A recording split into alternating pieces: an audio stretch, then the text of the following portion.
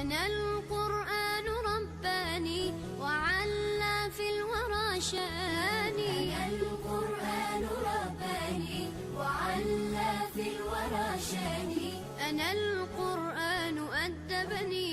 أنا القرآن نقاني. أنا القرآن أدبني. L'unicité d'Allah subhanahu wa ta'ala aussi, dans la création, il se traduit malgré toute la diversité des êtres. Allah Azza wa Jalla parle de cette diversité des êtres.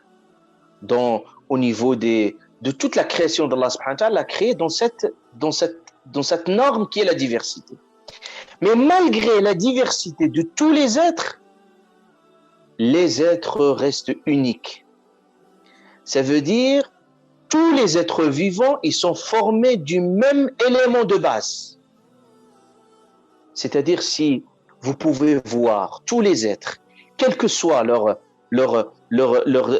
différence, et vous voyez que tous ces êtres partagent quelque chose qui fait le commun de tous les êtres. Cela démontre quoi? Ça démontre qu'il y a un unique, qui est l'unicité d'Allah subhanahu wa ta'ala derrière. Et qu'est-ce qui constitue tous les êtres humains? Il fait leur point commun, c'est l'élément essentiel de base qu'on appelle l'unité structurale du vivant. C'est quoi? C'est la cellule. Tous les êtres,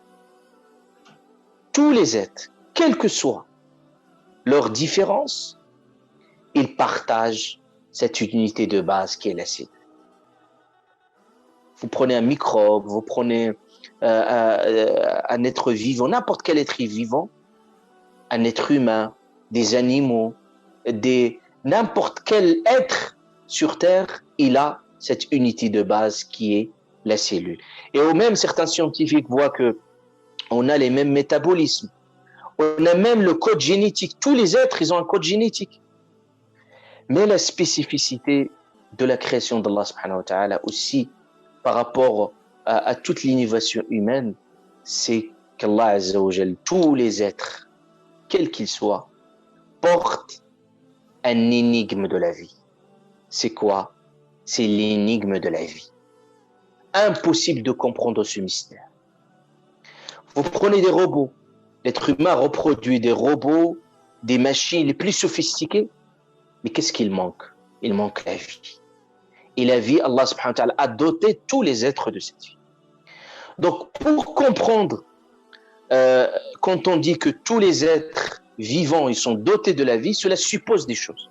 Et ça, ce qui va faire la distinction entre Allah subhanahu wa ta'ala et sa création. C'est là où on va découvrir ensemble comment Allah Azza wa Jal est unique, subhanahu wa ta'ala. Premièrement, qu'est-ce qui caractérise les êtres vivants? Plusieurs caractéristiques.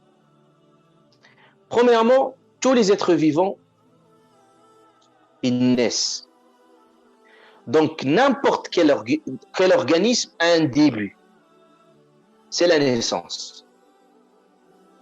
Ça veut dire que cet organisme n'a pas existé avant. C'est-à-dire, il a un début.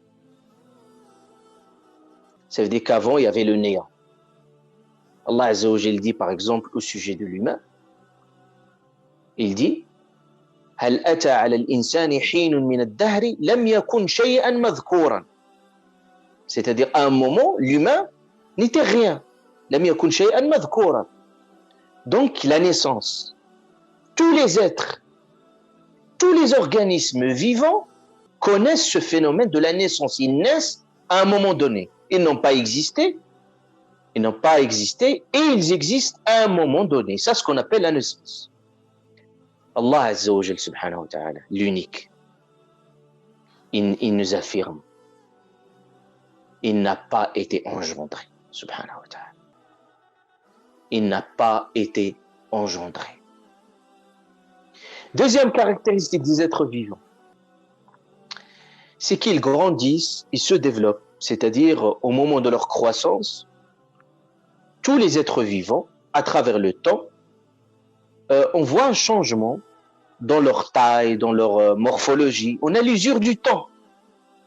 C'est-à-dire qu'ils ne gardent pas la même morphologie depuis sa naissance jusqu'à sa mort. Donc il y a des transformations. Et parfois des transformations radicales en fonction des périodes. Tous les êtres vivants connaissent ce phénomène. Allah subhanahu wa ta'ala est unique. Parce qu'Allah azza wa jal subhanahu wa ta'ala كان الله وليس قبله شيء. Il nous dit le prophète sallallahu alayhi wa sallam. Dieu, il a existé, il a été. Il n'y avait rien avant lui, subhanahu wa ta'ala. C'est pour ça qu'on l'appelle l'awwal, le premier, subhanahu wa ta'ala. Donc, il est, il était, il saura comment il a été, subhanahu wa ta'ala. Parce que Allah azza wa jalla se suffit à lui-même, subhanahu wa ta'ala. On va voir cette notion de samad. C'est ça l'unicité d'Allah azza wa jalla. Comment il se manifeste réellement. Troisième caractéristique des êtres vivants, c'est qu'ils se nourrissent. Donc, ils ne sont pas capables, tous les êtres vivants ne sont pas capables de fabriquer leur matière à partir de rien. C'est-à-dire, ils doivent trouver dans leur milieu, c'est-à-dire dans leur milieu naturel, ils doivent trouver de la matière à partir de laquelle ils vont constituer leur corps, même pour grandir. Certains peuvent utiliser par exemple les matières minérales, par exemple, qui est dans l'environnement, l'eau, les gaz qui sont contenus dans l'air, les sels minéraux, etc.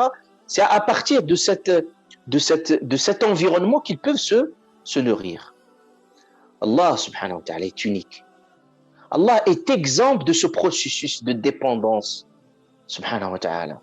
Donc il ne se nourrit pas. Allah azza wa jal n'a pas, subhanahu wa ta'ala, besoin.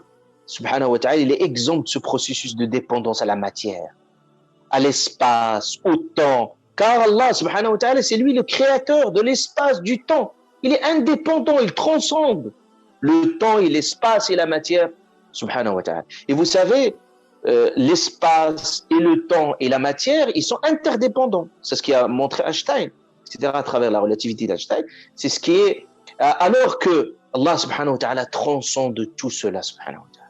Il ne parle plus de notion du temps.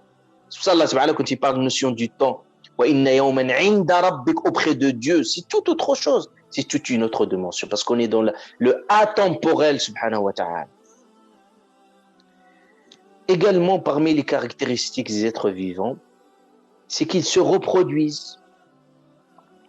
Donc, un être vivant est capable de fabriquer un autre être vivant. C'est la reproduction.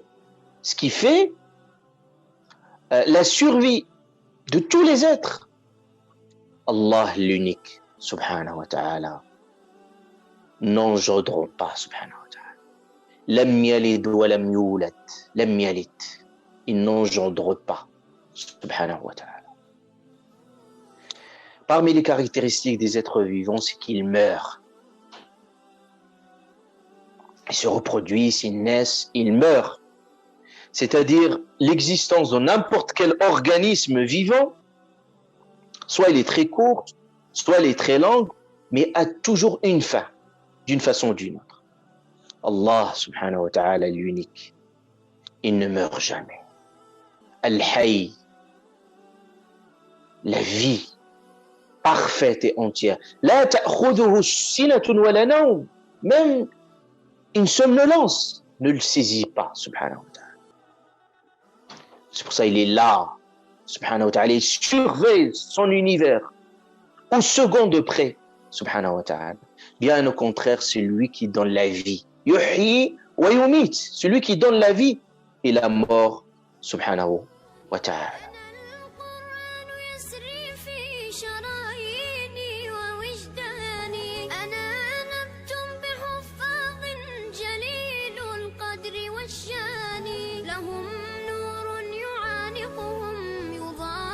شمس أزمان